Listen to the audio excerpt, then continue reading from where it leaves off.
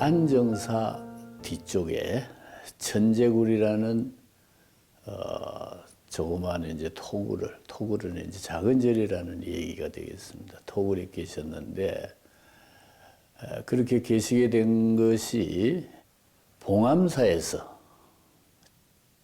해방 직후에 한국 불교를 새롭게 중흥하자, 부처님의 말씀으로 돌아가는 일을 하자, 이렇게 원력을 세우시고 봉암사에서 결사, 수행 정진을 시작하셨더랬습니다. 그러다 6.25 전란으로 안정사 뒤쪽에 천재굴이라는 조그마한 운막집을, 초가 세 채였어요. 그 집을 짓고 그게 머무셨어요. 근데 천재굴이라는 이 이름은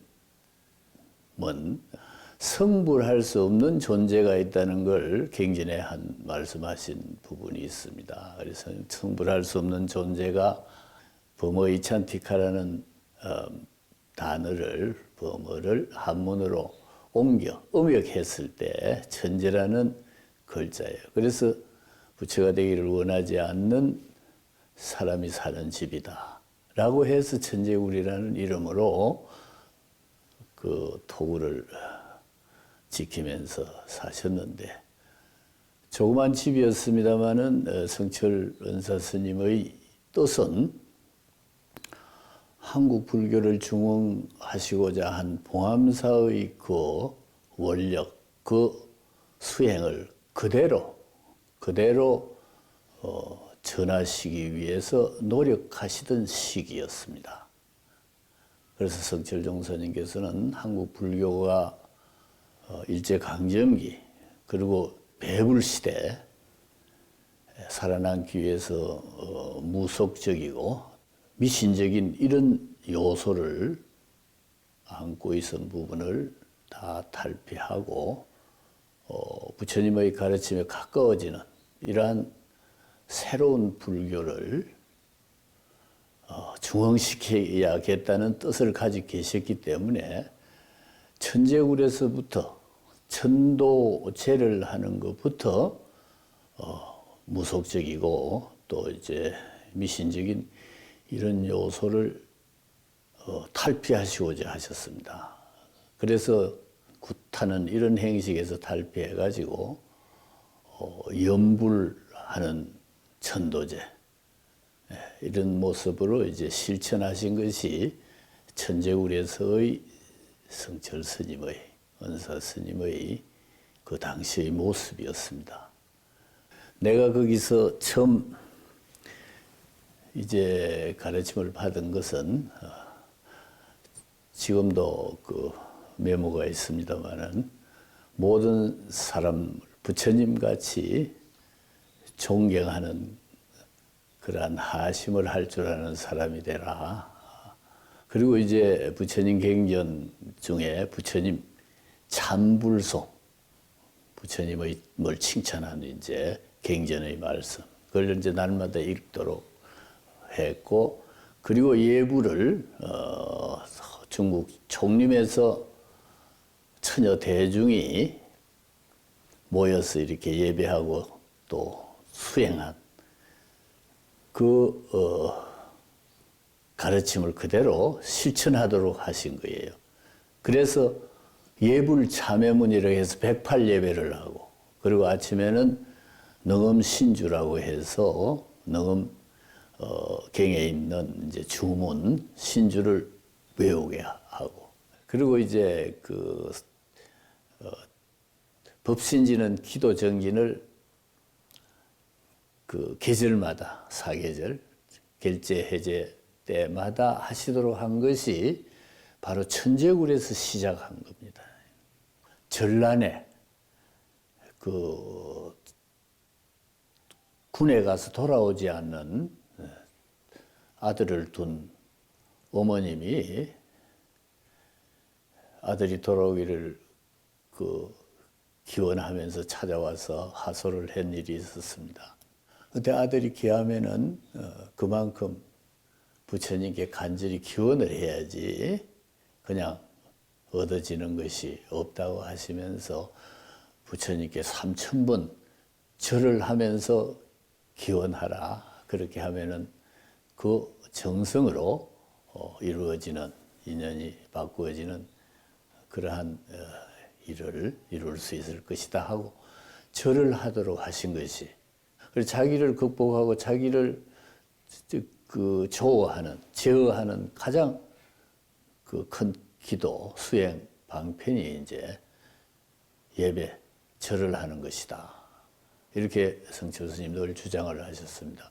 그래서 성철 스님이 절을 많이 시켰다 이러는데 자신에게 이기는 그러한 수행을 하라고 일러주신 것이고, 평생 그걸 지키시고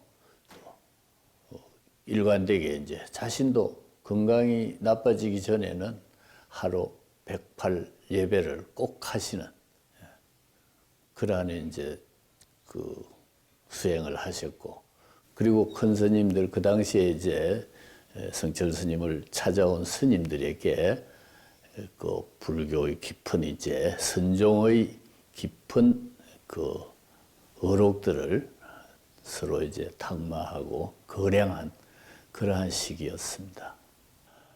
지금 천재굴에 제가 스님을 모시고 있을 때 제일 그 처음으로 만나고 다녀간 스님 중에, 정단에 이름이 남으신 스님 중에 제일 먼저 뵈니가 그 석호 스님입니다. 석호 스님, 소홍 스님이라고 나중에 이름을 알려요. 석호 스님이 그 당시에 이제 그 자주 오시고 또 이제 스님과 법거량도 하고 그렇게 하셨는데 연세가 비슷했습니다. 한 번은 그 내가 밥을 잘 못 할 줄 몰라가지고 쌀이 이제 뭐 퍼지지 않는 밥을 먹고 병이 나시고 할 때, 그때 석호 스님이 오셔가지고 밥을 해 주시고 또 반찬도 하셨던 그런 이가 석호 스님이시고, 그리고 청담 스님이 또 다음으로 그 도선사 청담 스님이 이제 많이 거래를 하셨고, 그리고 제일 많은 이제 인연을 가졌던 분이 그 자운율사 스님. 어떤 종단에 크게 기여를 하신 분들은 다 성철 스님의 도반인 동시에 또 그 서로 돕고 또 탁마하고 가르침을 나눈 이러한 스님들입니다. 권 스님이 바로 위치에 계시는 게 아니고 아래차에 독립된 체에 계셨어요. 제가 딱 그 처음에 그 모습을 봤을 때, 이 수염이 이렇게 쭉 나신 분이 기골이 아주 장대하시고 신체도 아주 넉넉하신 분이, 또 이제 화선지가 거의 40복 크기죠. 그 40복 크기는 그 큰 붓을 갖고 그 당시에 이제 매화를 치고 계셨어요. 매화를 치고 이렇게 계셨는데, 붓질이 대단히 뛰어나고 정말 그 작품에 대한 기량, 뭐 이런 것들이, 터치력, 이런 것들이 전혀 하나 구김살이 없었어요. 아주 그만 참 눈빛이나 얼굴에서 성강이 번득이고, 아마 그래 하암스님을 뵙고 한 2, 3년이 됐나요? 2, 3년이 채 못 되는 것 같아, 기억이. 집에 돌아가지 않겠다. 내가 여기서 또 스님 밑에서 좀 심부름도 하고 먹도 갈아드리고 뭘 하면 하겠다.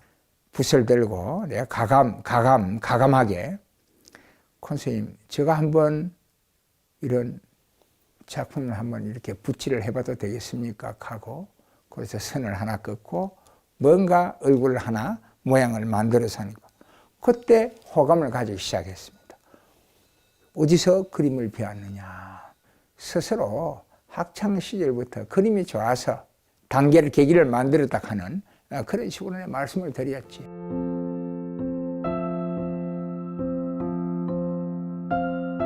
항상 이 부처님, 이 조성예불 보는 거 어김없이 딱 3시 반이면 일어나셨습니다. 그 어른께서 일어나시면은 직접 스스로 도량을 치시고 또 염불도 하시고, 오로지 제게 가르쳐 주시는 것은 그 지장경을 독송하는 거.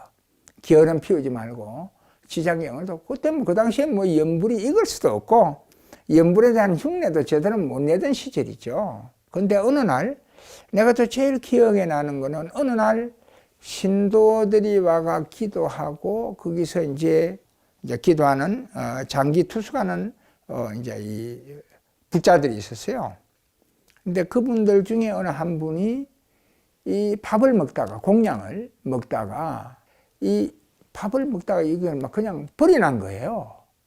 딱 버려놨는데, 이거를 당신이 이 주걱 있잖아, 담아가지고 물에다가 이래 해가지고 솔솔 섞어가지고 날 보란 듯이, 이 양식이 얼마나 귀한 양식인데 이렇게 많이 버려놨다.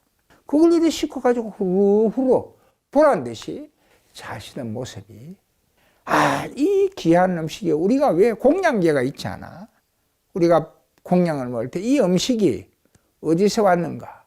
이 음식이 온 그 어떤 계기나 과정을 생각하면은 얼마나 이 피와 땀이 섞여 있는 거냐. 그래서 그걸 제가 배웠습니다. 함부로 이 음식, 이 쓰레기는 남겨서 안 된다. 뭐 우리 스님들 다 그러잖아요. 국이나 반찬 있는 거 깍두기 하나, 이런 거 김치 하나, 이런 것도 다 씻어가지고 다 그 그릇 주변을 다 이렇게 또 닦아서 두 번, 세 번 볼 일이 없잖아요. 그러니까 이거 다 먹는 거야. 이게 전부 다 자양분이라는 거야. 그리고 이게 수행에 바로 이제 피와 살이 되는 거야.